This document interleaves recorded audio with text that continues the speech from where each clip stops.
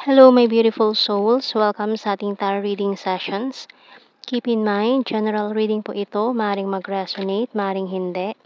Kunin nyo na lang po kung para sa inyo and leave the rest. Maring mag-shift na energies or magkabaligtad ang sitwasyon. Kaya kayo na pong bahala kung saan kayo nakalugar sa reading natin. So, let's see.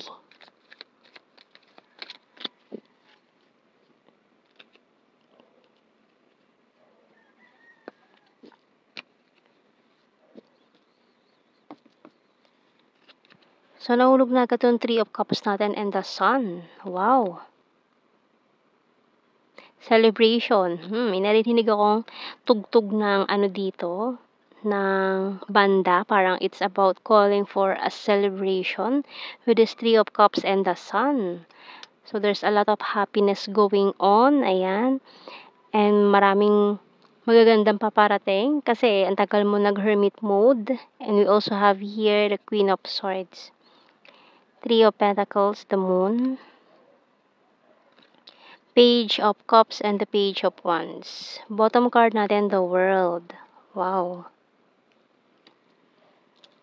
So, parang may uuwi galing ibang bansa or bibisita galing ibang bansa or sa malayong lugar. May energy tayo dito ng Leo and Pisces.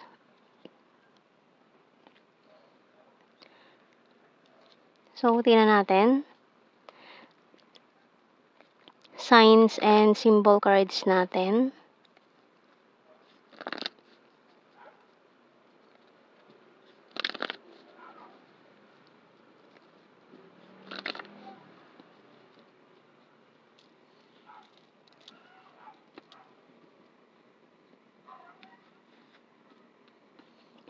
Sweets and Lantern. Coins and Earthling. So, ayan, no, may long distance situation dito. Maaaring magkikita kayo nitong someone na to from a long distance. Broom, tree, and music.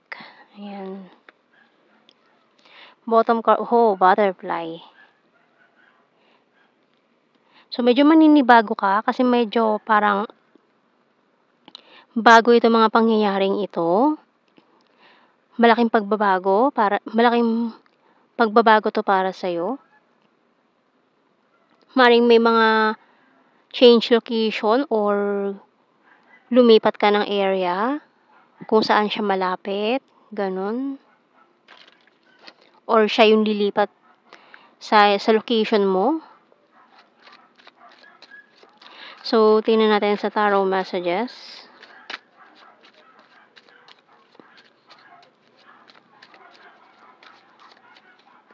Parang ano dito love can move mountains. Ganon.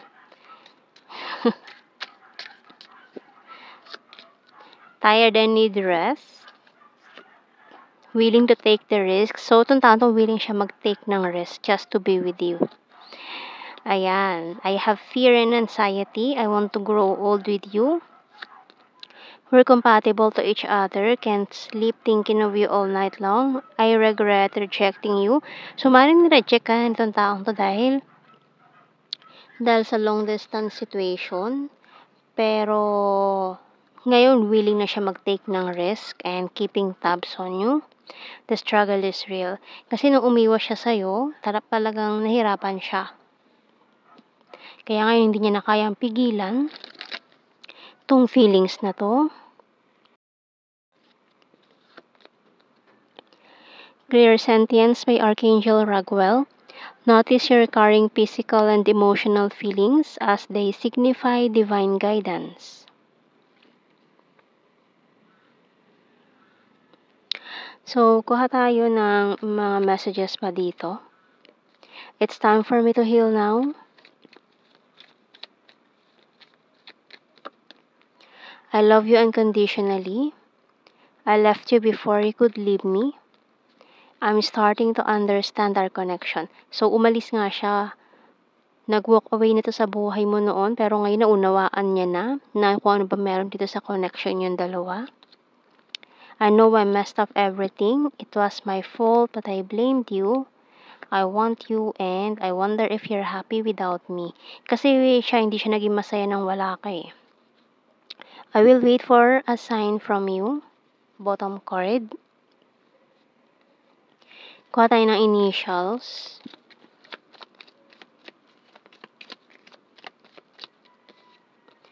Q, CZ, F, PL,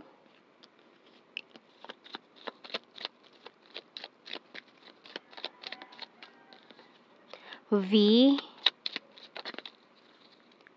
letter E, R,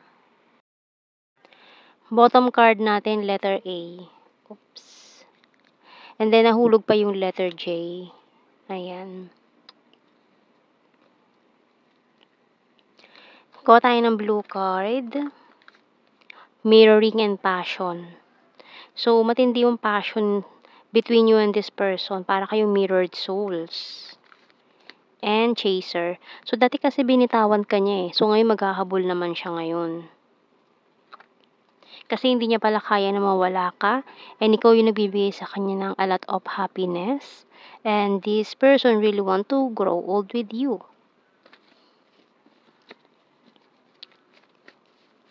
So, tingnan natin general signs and messages. Attractive. September and Cup, water sign, Cancer, Scorpio, Pisces.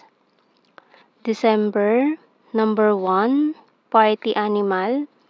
Rainy season, nature lover, friendly. Hilarious, Mindanao. Nag-i-stalk siya sa'yo ngayon. Green-minded. Number 8, weird. Flower, city, Leo sign. Practical, ex-lover, killer smile, amazing. Mountain card, soon. Beach, past person, flirtatious, birthmark, full of charisma, April. Private person, number 7, air sign, Gemini, Libra, Aquarius. Another water sign, Cancer, Scorpio, Pisces. Quiet person, cold city, soulmate, skin tag, selfieholic, and sexy body. So, yan ang ating reading. Thank you for watching. Take care and God bless. See you in our next reading, guys. Bye-bye.